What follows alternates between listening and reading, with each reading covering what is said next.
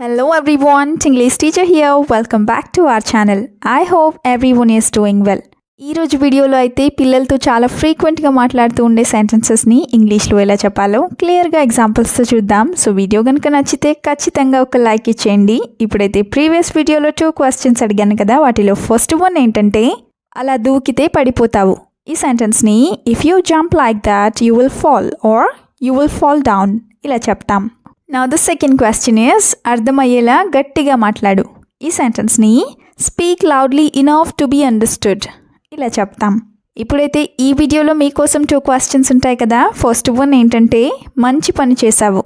ఈ సెంటెన్స్ని ఇంగ్లీష్లో ఎలా చెప్తాం? How do we call this in English? Let me know in the comments. Now the second question is కొట్టుకోకుండా కాసేపు ప్రశాంతంగా ఉండండి. ఈ సెంటెన్స్ని ఇంగ్లీష్లో ఎలా చెప్తారో తప్పకుండా కామెంట్ సెక్షన్లో కామెంట్ చేసి చెప్పేయండి. ఇప్పుడైతే లేట్ చేయకుండా వీడియోని అయితే స్టార్ట్ చేసుకుందాం. Let's get started. ఈ వీడియోలో ఉండబోయే ఫస్ట్ సెంటెన్స్ ఏంటంటే తినకుండా ఎందుకు ఊసావు. పిల్లలు ఇలా చేసినప్పుడు అడుగుతారు కదా. సో దీన్ని why did you spit it out without eating, why did you spit it out without eating ఇలా అడుగుతాం. వై డిడ్ యూ స్పిట్ అంటే ఎందుకు ఊసావు అని, స్పిట్టింగ్ అంటే ఊయటం అని. అదే నీకు అన్నం తినిపించడం నాకు తలనొప్పి అయిపోయింది, లేదా నువ్వు అన్నం తినేలా చేయడం నాకు తలనొప్పి అయింది ఇలా చెప్పాలనుకుంటే getting you to eat is such a headache for me, getting you to eat is such a headache for me ఇలా చెప్తాం. అదే అన్నం తినకుండా నేను నిన్ను చాక్లెట్స్ అస్సలు తిననివ్వను ఇలా చెప్పాలనుకుంటే I won't let you eat chocolates without eating your meal first, or I won't let you eat chocolates without eating your food first ఇలా చెప్తాం. I won't let you eat chocolates అంటే నేను నిన్ను చాక్లెట్స్ని తిననివ్వను అని. సెంటెన్స్ నెంబర్ 2 ఇస్ అస్సలు భయం లేకుండా పోతుంది.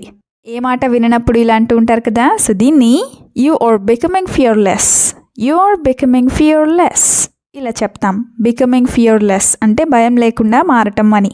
అదే నువ్వు చేసే ప్రతిదాన్ని నేను ఎలా చేయనిస్తానని నువ్వు అనుకున్నావు, లేదా నువ్వు ఏం చేసినా సరే నేను వదిలేస్తానని నువ్వు ఎలా అనుకున్నావు ఇలా అడగాలనుకుంటే how can you think I will let you get away with anything you do, how can you think I will let you get away with anything you do అంటే నువ్వు ఏం చేసినా సరే నేను చేయనిస్తానని నువ్వు ఎలా అనుకున్నావు అని.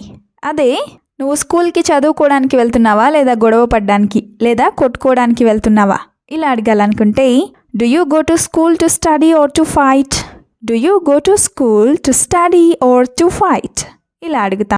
సెంటెన్స్ నెంబర్ 3 ఇస్ చాడీలు చెప్పడం ఆపు. ఇది కూడా చాలాసార్లు అంటూ ఉంటారు కదా. సో దీన్ని ఏమంటామంటే స్టాప్ టాటిలింగ్, స్టాప్ టాటిలింగ్ ఇలా చెప్తాం. అదే అతని మీద చాడీలు చెప్పకు అంటే స్టాప్ టాటిలింగ్ ఆన్ హిమ్ ఇలా చెప్తాం.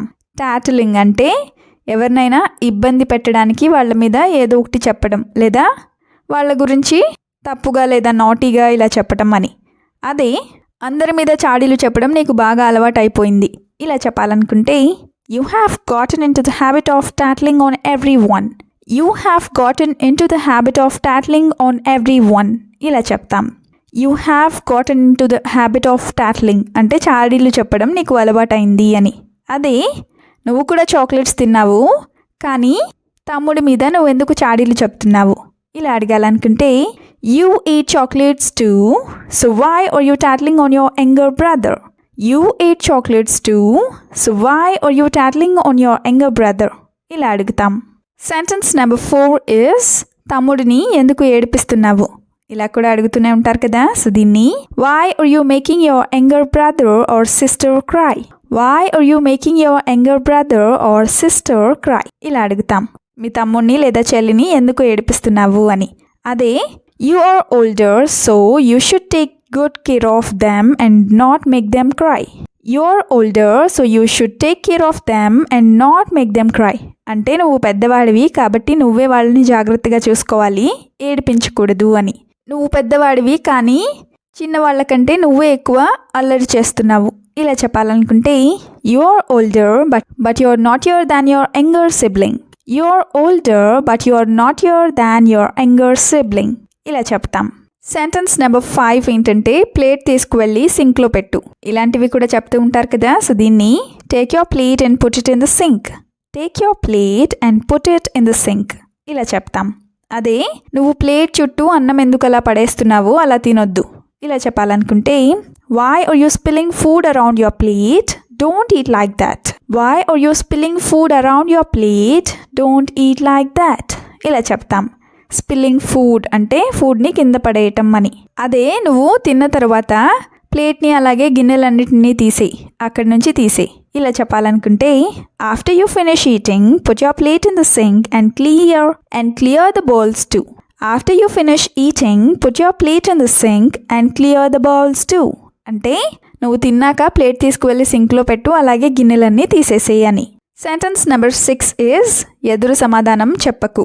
పిల్లలతో ఇది కూడా చాలాసార్లు అంటూ ఉంటారు కదా. సో దీన్ని don't talk back, don't talk back ఇలా చెప్తాం. Talking back or answering back అంటే ఎదురు సమాధానం చెప్పటం అని. దీన్నే డోంట్ ఆన్సర్ బ్యాక్ అని కూడా చెప్తాం. అదే పెద్దవాళ్ళు నీకు ఏదైనా చెప్పినప్పుడు నువ్వు వినాలి, ఎదురు సమాధానం చెప్పకూడదు. ఇలా చెప్పాలనుకుంటే when elders tell you something you should listen, don't talk back. Or when elders tell you something you should listen and you should not talk back. ఇలా చెప్తాం. అదే if you talk back to everything everyone will scold you. If you talk back to everything everyone will scold you. అంటే నువ్వు గనుక ప్రతిదానికి ఎదురు సమాధానం చెప్పినట్లయితే అందరూ నిన్ను తిట్టుకుంటారు లేదా తిడతారు అని. Now the last sentence is ఎవరిని ఎగతాళి చేసి మాట్లాడకు. ఇలాంటివి కూడా చెప్తూ ఉంటారు కదా. సో దీన్ని don't make fun of any one, don't make fun of any one ఇలా చెప్తాం. Making fun of some one అంటే ఎవరినైనా సరే ఎగతాళి చేయడం లేదా తక్కువగా చేసి మాట్లాడటం అని. ఇప్పుడైతే 2 ఎగ్జాంపుల్స్ని చూద్దాం. ఫస్ట్ వన్ ఏంటంటే if you make fun of someone you will hurt their feelings, that's not a good thing to do. If you make fun of someone you will hurt their feelings, that's not a good thing to do. అంటే నువ్వు ఎవరినైనా ఎగతాళి చేస్తే వాళ్ళు బాధపడతారు, అది మంచి పని కాదు అని. Another example is you shouldn't do that and you shouldn't let anyone else to do it either. You shouldn't do that and you shouldn't let anyone else do it either. అంటే నువ్వు అలాంటి పని చేయకూడదు, అలాగే వేరే వాళ్ళని కూడా చేయనివ్వకూడదు అని. Thank you so much for watching the video till the end. మీరు గనక ఫ్లూయెంట్ ఇంగ్లీష్ స్పీకర్ అవ్వాలి అనుకుంటే try to practice as much as possible. We'll meet you again in the next video. Until then, keep learning, keep practicing and keep supporting Tinglish Teacher. Have a good day. Bye bye.